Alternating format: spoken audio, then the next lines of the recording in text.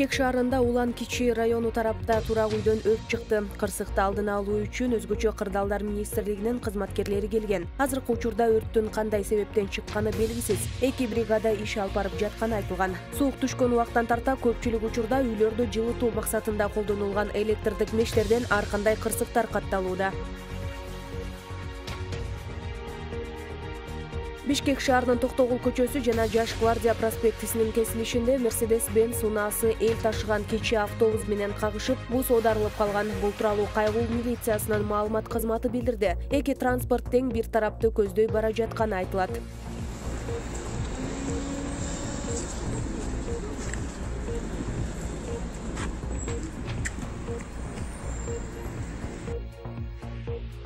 Тышкы иштер министри Руслан Казакбаев баштаган делегация иш сапар менен 5-6 ноябрь күндөрү Ташкентте болот. Бул тууралуу Өзбекстандын тышкы иштер министрлиги расмий кабарлады. Тышкы иштер министрлигинде инвестиция жана тышкы соода министрлигинде да сүйлөшүүлөрдү өткөрөт. Кыргызстанда октябрдан саясий абал курчуп, Садыр Жапаров өкмөт башчылыкка келгенде аны алгач Өзбекстандын премьер-министри куттуктаган. Азырынча Өзбекстан Жапаровго куттуктоо жолдогон жалгыз гана мамлекет болуп турат.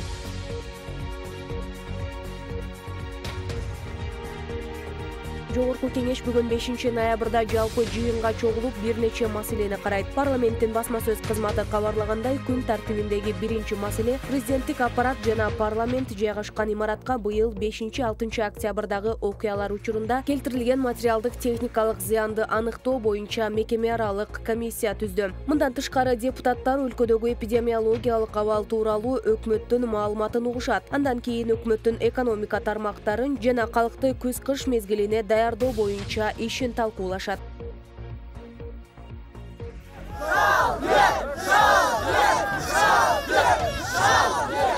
31 октябрда Алматы шаарында бийликтен саясий реформаларды жасоону жана куугунтукту токтотууну талап кылган митинг өттү. Акциянын уюштуруучулары ар кайсы шаарда абактарда каза болгон, кармалган, камалган жана айыппулга жыгылган ондогон адамдын тизмесин окутушту. Ошондой эле активисттер шайлоо системасын кайрадан карап чыгууну талап кылышты. 10 январда Казакстанда парламенттик шайлоо өтөт. Алматы шаарындагы митингдин катышуучулары жаңы саясий реформаларды талап кылып, репрессияны токтотууга чакырышты. Анын ичинде парламентке аралаш шайлоо системасын киргизүүнү, Казакстандын мурдагы президенти Нурсултан Назарбаев жетектеген коопсуздук кеңешин реформалоону талап кылгандар болду.